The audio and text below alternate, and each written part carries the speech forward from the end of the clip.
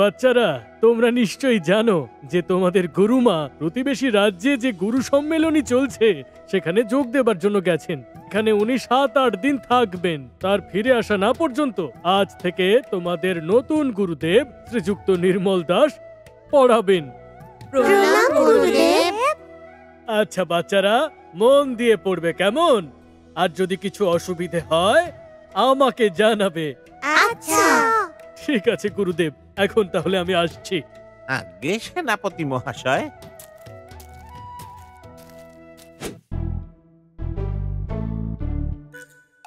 আরে বলরাম, কি হলো তোমার?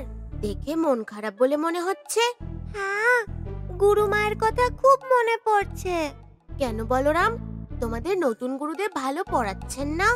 না, ঠিক তা নয়, আসলে গুরুমাকে ছাড়া ভালো লাগছে না। আর তুমি চিন্তা করো না, আর তো মাত্র কটা দিনই বাকি, উনি তো চলেই আসবেন। বাচ্চারা, আজ আমি তোমাদের সকলকে কিছু মৌখিক প্রশ্ন জিজ্ঞাসা করব। তোমরা সবাই উত্তর দেবে। আচ্ছা গুরুদেব। আচ্ছা দামু, বলো দেখি, স্নান যাত্রার দিন প্রভু জগন্নাথ দেবকে কোন বেশে সজ্জিত করা হয়? গুরুদেব, প্রভু জগন্নাথকে হাতির বেশে সাজানো হয়। একে তো গজানন বেশও বলা হয়। খুব ভালো রে দামু। দেবযানী, এবার তুমি বলো দেখি, দেবী সুভদ্রার রথের সারথীর নাম কি? গুরুদেব, অর্জুন হলেন দেবী সুভদ্রার রথের সারথি। সাবাস, একদম ঠিক উত্তর। ও বলরাম, আচ্ছা তুই বল দেখি, প্রভু জগন্নাথ দেবের রথের 4টি ঘোড়ার নাম কি কি? গুরুদেব, 4টি ঘোড়ার নাম হলো শঙ্খ। দামু বলবে। দামু তুই বল দেখি। 4টে ঘোড়া হলো শঙ্খ, বলাহক, শ্বেত, হরিদাস। একদম সঠিক। দামু একদম ঠিক উত্তর দিয়েছে। দেখলি বলরাম, দামু আর দেবযানী কিরকম চটপট করে উত্তর দিয়ে দিল। তুইও ঠিক ওদের মতন চটপট উত্তর দেওয়ার চেষ্টা কর।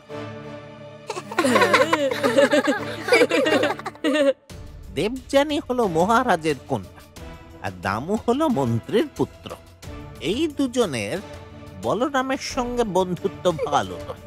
যদি আমি বলরামকে খারাপ বলি আর ওদেরকে প্রশংসা করি, তাহলে ওরা আমার তরফে এসে যাবে আর তারপরে আমার কাজটাও সহজ হয়ে যাবে। বাচ্চারা, তোমরা এখানে বসে একটু পড়ো, আমি একটু গিয়ে ঘুরে আসছি। দামু, যদি কেউ দুষ্টুমি করে তবে আমি এলে বলবি। আচ্ছা গুরুদেব।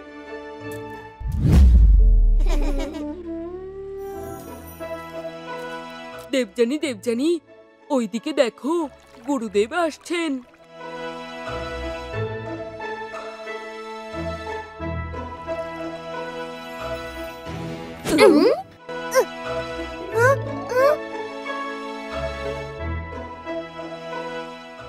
বলরাম, তোকে এরকম বিচলিত কেন দেখাচ্ছে? বাগানের কাজ মন দিয়ে করতে হয়। দেখো ওরা কিভাবে মন প্রাণ ঢেলে বাগানের কাজ করছে। তুমিও ওদের মতন কিছু শেখো।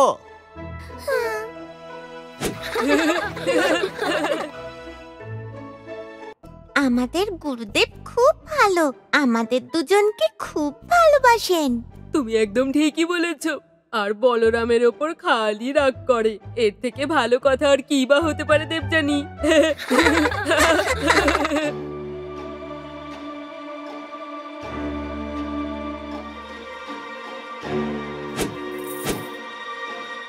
এই নাও, এতে 1000 মুদ্রা আছে। বাকিটা কাজ পুরো হয়ে গেলে দেব। ঠিক আছে, আজ্ঞা দিন। কাল ফেরার সময় জঙ্গলের মাঝে আমরা গুরুমার উচিত ব্যবস্থা করে দেব।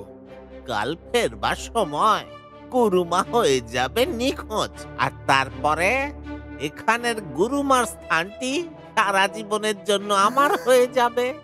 এই আশ্রম পুরোপুরি আমার হয়ে যাবে। এর মানে হলো যে আমাদের গুরুমা, না, গুরুমাকে বাঁচাতেই হবে, আমাকে কিছু একটা করতে হবে। আরে দাঁড়াও দাঁড়াও, এত তাড়াতাড়ি কোথায় যাচ্ছ? হ্যাঁ, আমি সেনাপতির কাছে যাচ্ছি। আমাদের গুরুমা বিপদে আছেন, এ কথা আমাকে সেনাপতি বটুকনাথকে জানাতেই হবে। আচ্ছা এই কথা তুমি কি করে জানলে? আমি এ কথা নিজে শুনেছি। গুরুদেব ওনাকে মেরে ফেলার ষড়যন্ত্র করছেন।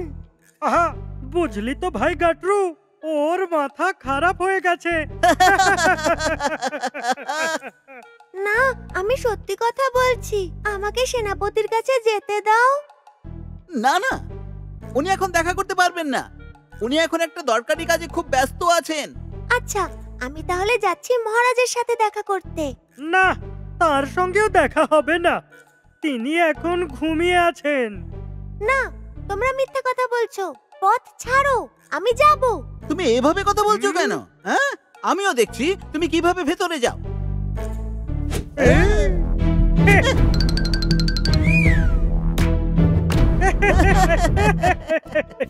বলছিল ও নাকি মহারাজের সাথে দেখা করবে। কি যে সব বলে, যাও তো এখান থেকে।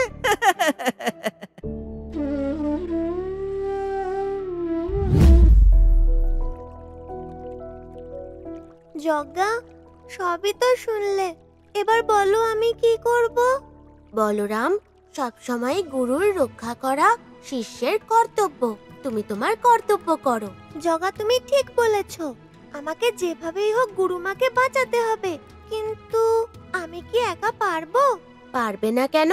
বুদ্ধি আর সাহস থাকলে সব সম্ভব। তুমি চেষ্টা তো করে দেখো। ঠিকই বলেছো, আমি বাঁচাবো আমার গুরুমাকে, কিন্তু তোমার সাহায্য লাগবে। ঠিক আছে, চলো তাহলে।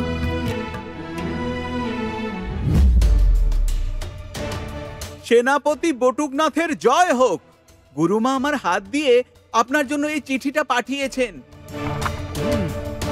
আরে, এ তো সমস্যার বিষয়। আমাকে যত শীঘ্র সম্ভব এই খবর মহারাজকে জানাতে হবে।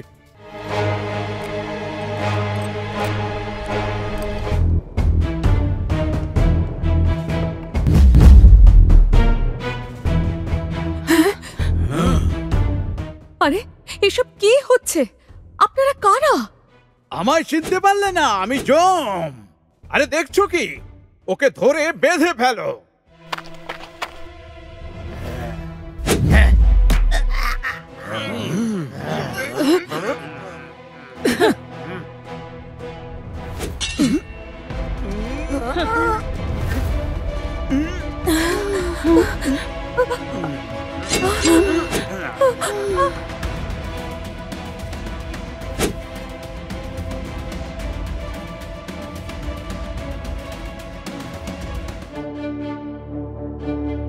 মহারাজ, গুরুমা গুরু সম্মেলনী থেকে একটি পত্র পাঠিয়েছেন। তিনি সেখানে জানিয়েছেন যে তিনি আর ফিরবেন না।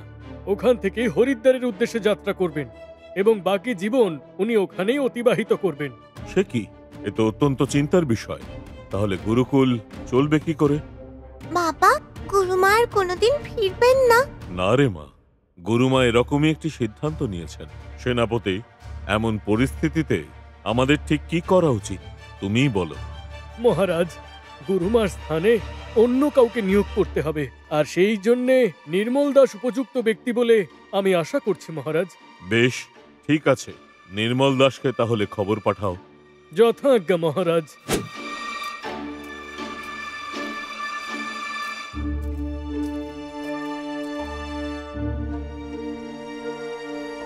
ও দাদা, দাদা, আমাদের গুরুমাকে কোথায় নিয়ে গেছে?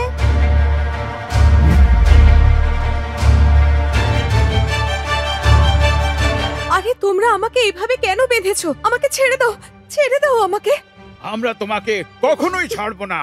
তোমাকে সরানোর জন্য আমরা মুদ্রা পেয়েছি। এই শ্যামা, বলুন, তরোয়াল দিয়ে এবারে কাজটা সেরে ফেল। হে প্রভু জগন্নাথ, এখন তুমি আমার ভরসা।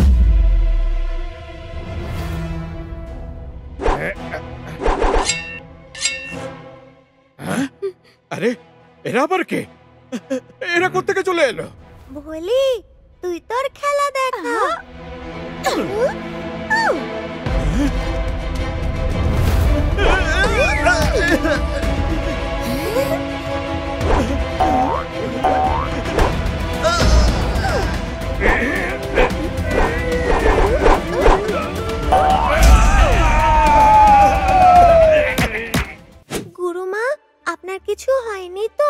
না, আমার কিচ্ছু হয়নি, আমি একদম ঠিক আছি। নির্মল দাস, আপনি তো সেনাপতির কাছ থেকে সব কথাই শুনেছেন।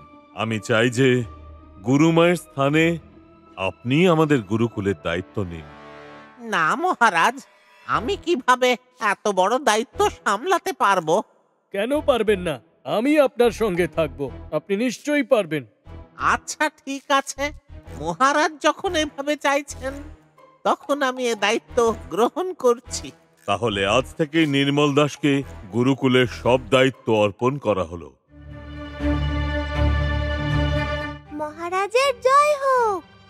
মহারাজ, ওনাকে গুরুকুলের দায়িত্ব দেবেন না। বলরাম, তুমি একই কথা বলছো? তুমি কি জানো না যে উনি তোমার গুরুদেব? বলরাম যা বলছে একদম ঠিক বলছে।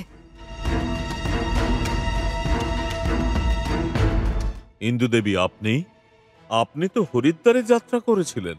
না মহারাজ, সব মিথ্যে কথা।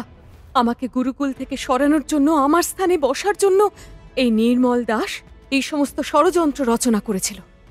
না মহারাজ, এ সমস্ত মিথ্যা কথা। চুপ করো, কোনটা সত্য কোনটা মিথ্যা সব বোঝা গেছে। সৈন্যরা, নির্মল দাসকে কারাগারে বন্দী করো। বলরাম, ছোট যে হয় অনেক সময় বড়র দাবি দাবিয়ে চলে। অত্যন্ত প্রসন্ন হয়েছি, তোমাকে অসংখ্য ধন্যবাদ। মহারাজ, এসব তো আমি একা করিনি। এ কাজে ভোলি আর আমার বন্ধু জগা সাহায্য করেছে। জগা আমাকে এই কাজ করার সাহস দিয়েছে। এই ধন্যবাদ তাই তার পাওনা।